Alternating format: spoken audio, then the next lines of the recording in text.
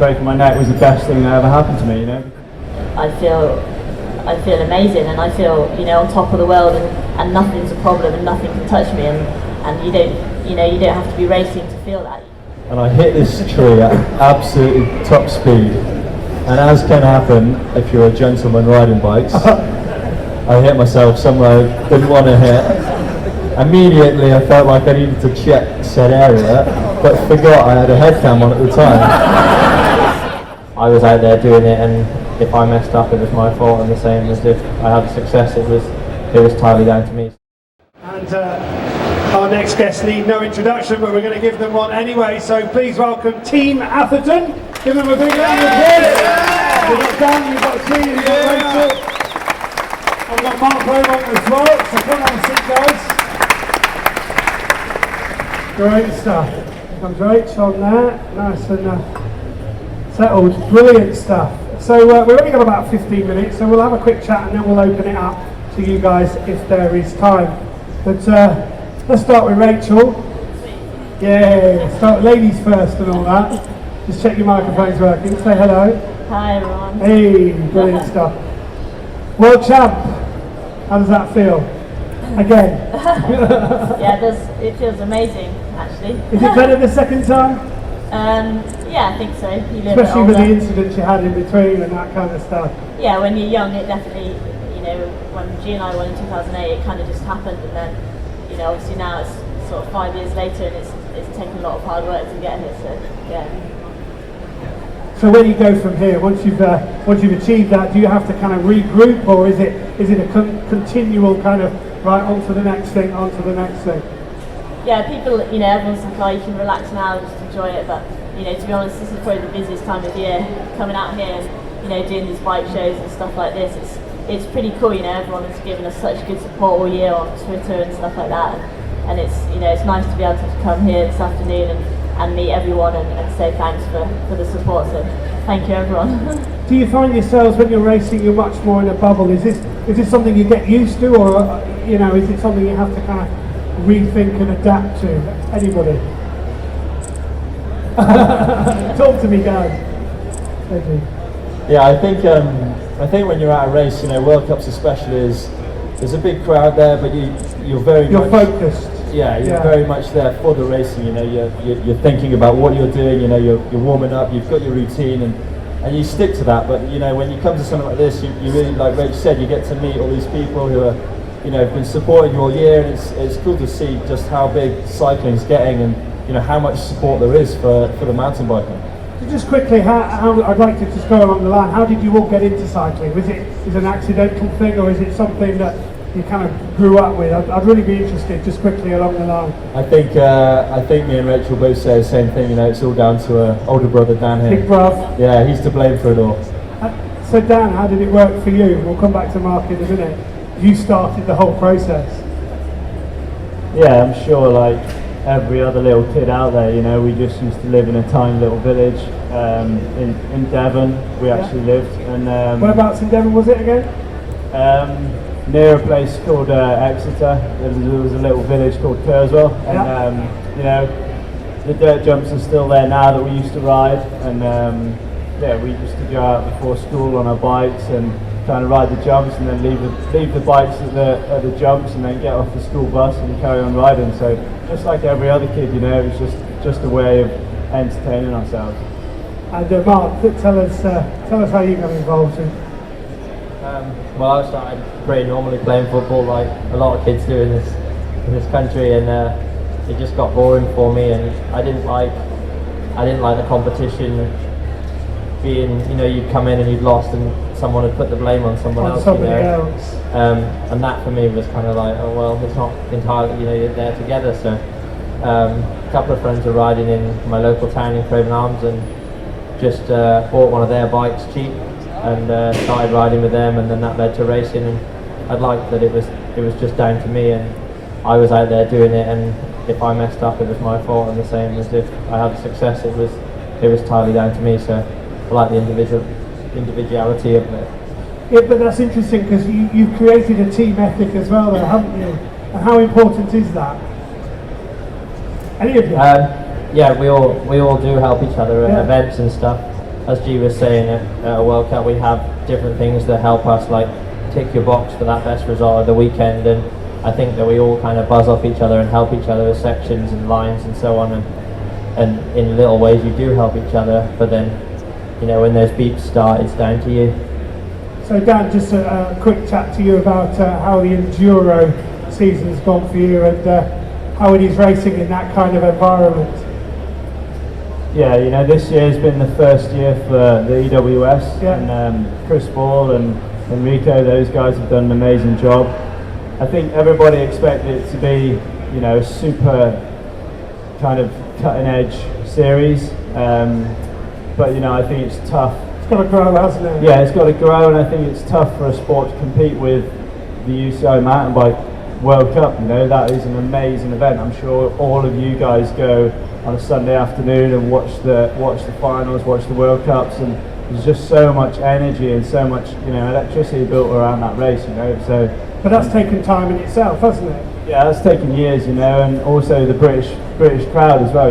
Fort William this year, it was amazing to see just how they got behind it. But enduro will get there. It's a growing sport, and I think you can learn a lot from downhill. Okay, yeah, that's interesting. And we see you all with your sponsors. You've got Silverline, GT, etc. How important is having those sponsors for you guys? That's huge for us, I think Is it the difference between success and failure? it is for sure. We're racing to win a World Cup series, and it's not just one race, that's a whole series, and you have to be surrounded by amazing people and the best people in the world to compete and to be the best. And for us, we've got some amazing sponsors, people like Silverline and a lot of other guys really ready to believe in us and really ready to put the backing in there. And when we can win races and win championships, it's like a big thank you to them. It's like giving something back. But yeah, for sure, there's no way we could do it without them. But I think, on the other hand, I think for the youngsters getting into the sport, the kids and everyone, a lot of the time kids are like, Too much emphasis on that, you think? well, kids say, how can I ever get into racing downhill? My bike's rubbish, and or I don't have any sponsors, and it's important to remember, when you first get into a sport, you don't have to have the best equipment, you don't have to have the best tracks and all this backing. If you enjoy it and your mates ride and you can just go out, like dancing after school and have fun, and that's when you grow all these skills, and that's when you make yourself into a good rider. And it doesn't matter if you don't have all this support from everyone, because you've got to start somewhere, and we all started there, and we weren't born into this with all this amazing support. So I think Is that an issue, that there are too many youngsters trying to get sponsorship before they actually just get into it and let it happen? no, I don't think so, because that drive to succeed. Okay. Kids want to make it to the top. They want to compete, and that's you need that drive. But at the same time, it's not. You've got to put yourself out there, and you've got to believe in yourself before anyone else does. So. Yes, Mark? I think like a big point is just realizing why you do it, and even for us, for me, like there'll come a time where I'll be like, well, why am I really here?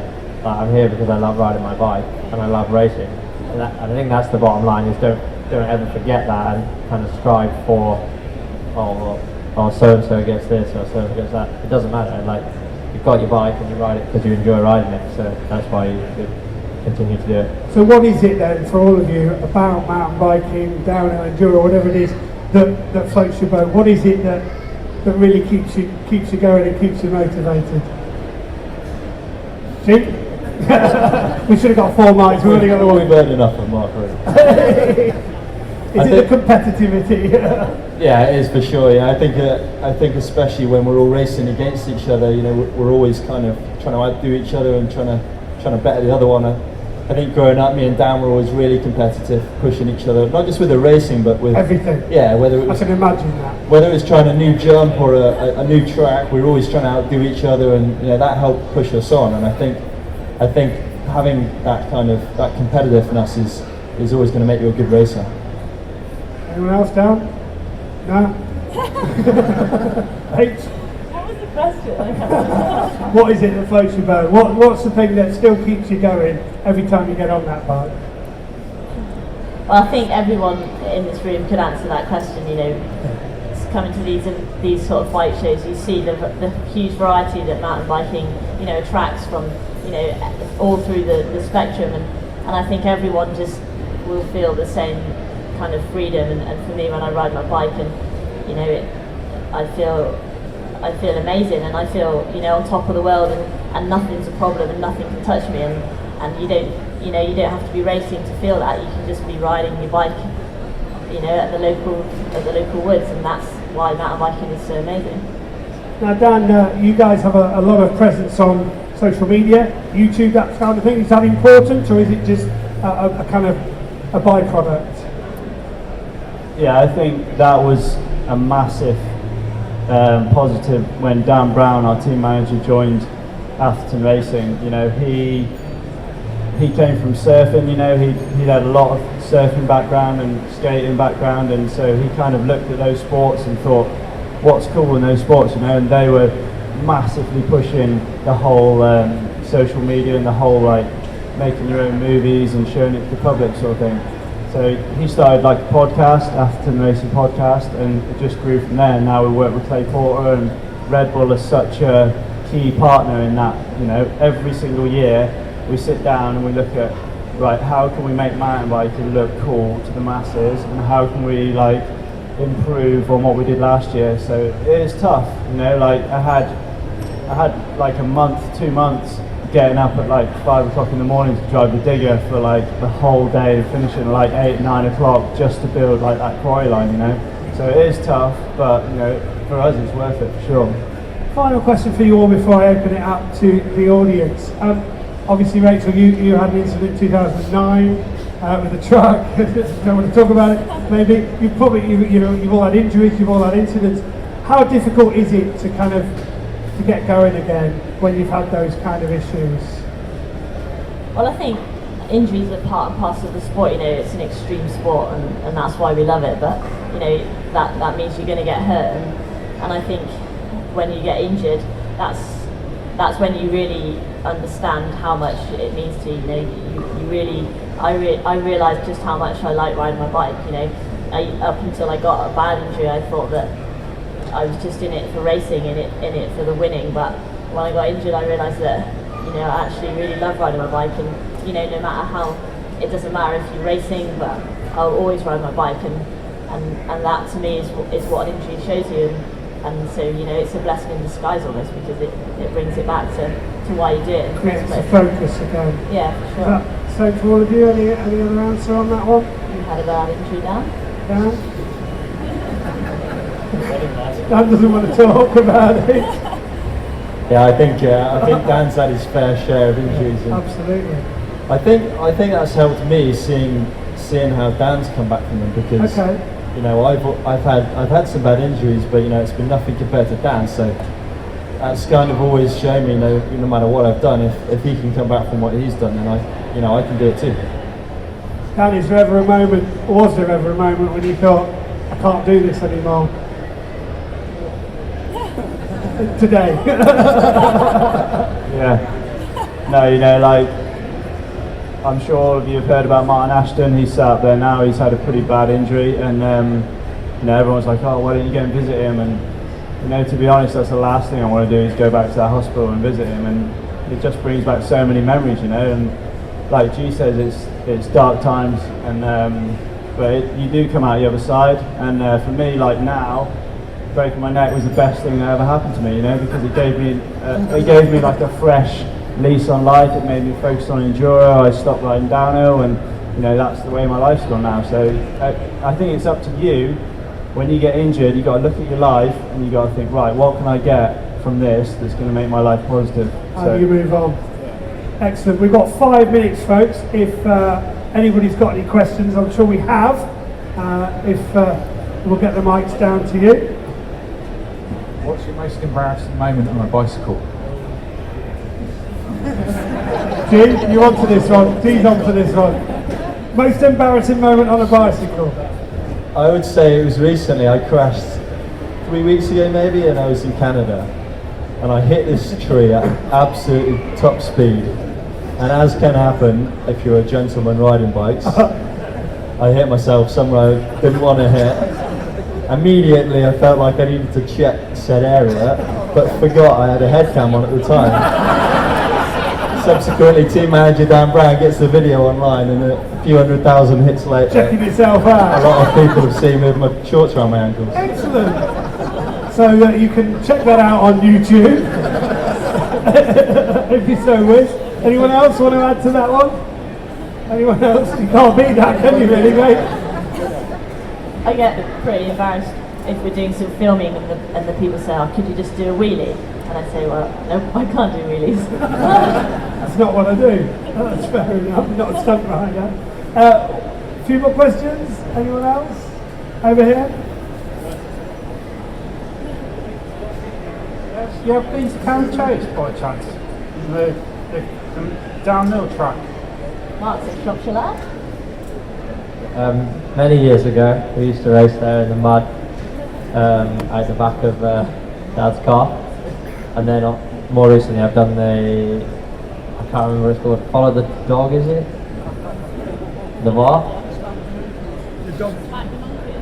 Smack the Monkey. Smack the monkey. That sounds like something completely different. The dog and tree track. The cross-country trail, I don't know, I did a loop for that one. I think so. I heard good things though, I heard there's some good trails there. Cool. There are good trails, and that's a good point to make, isn't it? Because there are good trails everywhere now. It really is developing, and I know the National Trust are getting more involved, and there's more opportunities to ride kind of everywhere. Is that a fair point? Yeah, definitely. There's obviously trail centres popping up everywhere, which makes it really accessible. You know, on any sort of bike, they have something for everyone at a lot of them. So I think that those kind of places are really good and a good stepping stone for building mountain biking bigger and better. I mean, cycling has, gone crazy in the UK in general. How much has that affected mountain biking and what you guys are doing? Have you seen the changes? Have you seen the effects of that? Go on, G. Yeah, we have for sure. I think even within the last 5 years, you can see how much it's grown and how much support there is. I mean, what we do is, it's not covered on mainstream media. It's not like football or rugby, but the coverage it's starting to get is amazing, and how many people are following, say, the World Cup circuit now is awesome. And when we're racing, that's only a good thing for us. And I'm always stoked to see, the weekends, how many people are out on their bikes and how many youngsters are getting into it. And it's really inspiring for us to see that happening. Brilliant. We've got time for one more question. What I want to ask is, when you're jumping off an extremely high Red Bull jump, and it's all gone totally wrong, what goes through your head? That doesn't happen to me. Apart from when you're checking yourself out. Yeah, I wish. Now, I think some crashes, you take off and you can see it's going wrong, and you can prepare. You think, if I can dive this way, I can dive that way, I can fall here or there, and then sometimes you take off and it's going wrong and there's nothing you can do. And, I think my crash at Red Bull Rampage last year was one of those. I was in the air and I knew I was crashing, and there was literally nothing I could do. I was just kind of waiting for it, and sometimes you're fine and sometimes you hurt yourself. But I think we're all riding bikes and we're all gonna take those crashes, and it's just about making sure you get back on afterwards, I guess. Okay, we are time up, but I think at the Silverline stand there is a signing happening with these guys.